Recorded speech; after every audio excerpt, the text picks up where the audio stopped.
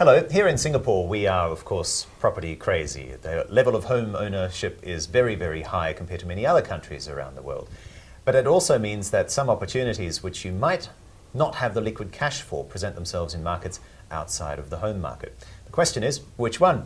Well, we've invited Charles Smethurst to come along. He's the Chief Executive of Dolphin Capital, visiting from Hanover, Germany, to tell us a little bit about what the property market there is like. And hi, Charles. You're saying that it's actually very different from the Singapore market. Oh yeah, Germany is a very different market from many of the European countries, as well, of course, of a difference to the Asian market.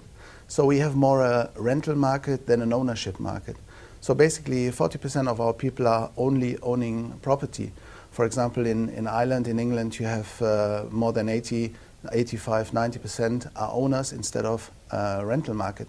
In Germany, it's very much a rental market since many, many years, and this trend is also not changing. So it continue to be like this for many, many years, and it will be also for the future. In Singapore, we always have the problem of not enough land. Prices are so well supported because they're simply only so far that you can grow and develop. That's not really the case in Germany, though, right? No, I would say in Germany we have enough land to build property, but the problem is not the land in general. The problem are the city centers. So since a few years now, we really have a trend from the countryside to the city centers. So city centers, especially in the west part of Germany, are booming. In Munich, for example, which is the most expensive city we have in Germany, together with Hamburg in the north part of Germany, it's very hard to find, of course, land inside the city. And if you see the development of the city centers, we will have, in the future, we will have a lack of apartments in these city centers. This problem actually started in early 1990 when the reunification happened. Correct. With East and West. The wall came down, lots of East Germans went across to West Germany. In other words, has that price curve of property actually fallen in those 20 years, or has it been a case of going up and up like it seems to be in Singapore? Even in the crash 2007, the prices in Germany went up. Really? And I'm talking about the city centers, not about the countryside. Countryside is still very difficult. So you have areas, especially in East Germany, which are, I would say, dying. But the city centers are booming. And 2007 prices went up, where everywhere the prices crashed, basically.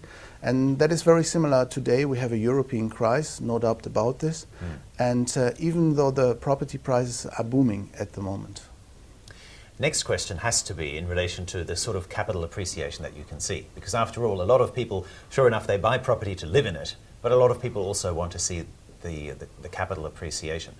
When you say that prices are going up and that the market is booming, are we seeing 2, 3, 5% consistent increases, or maybe even 12, 15, 20% consistent increases? In some of the cities you even see these figures which are unusual to German standards. So normally we are not selling because of capital appreciation, because our market is quite regulated, because we have a tenant market, we don't have an ownership market. And it's, for many years it was very difficult, let's say, that you increase prices like this, so the market is controlling more or less by itself the prices. However, in the city centers, we have the situation like this, that prices are, especially in the last, I would say, 2 to 3 years, are booming. Because after 2007, when the world crashed, let's say the financial world crashed, people seeing that they have lost money with the banks, they have lost money in stock market as well as in the fund market.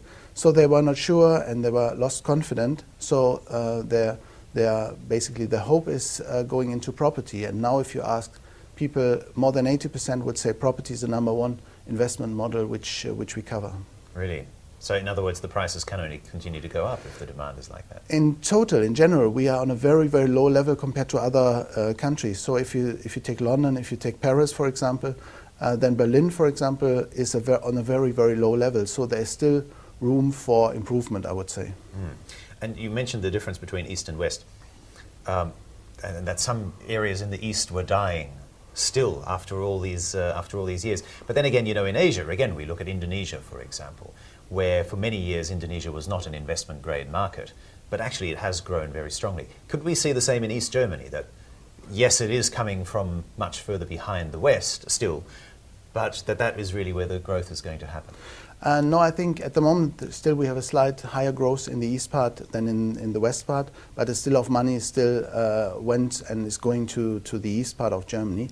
And there you find a sort of concentration of areas which are booming, which are doing quite well.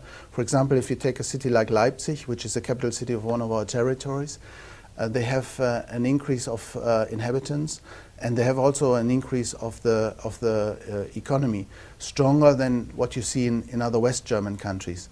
But you still have a lot of regional problems in the east part. Finally then, what is perhaps the 2 or 3 steps that you need to take care of, look out for, do, if you're looking at the German property market?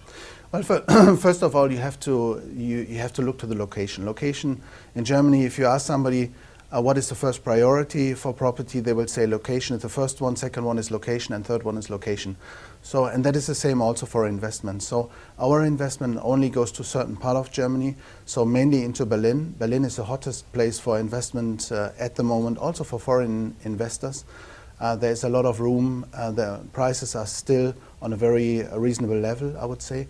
And then we are investing in the south part of Germany. South part because it's a very rich part, or it's the richest part of Germany. We have nearly no unemployment. We have the high-tech industry in this area. A lot of big car companies like BMW, Audi, etc. are producing in this area. So these are the places where you, I think, as an investor should look at. All right, thank you so much for coming in today. Charles Smethurst, the Chief Executive of Dolphin Capital. And for more information on Singapore Investment Week, go to the website on your screen now. Singapore Investment Week is on 25th to the 31st of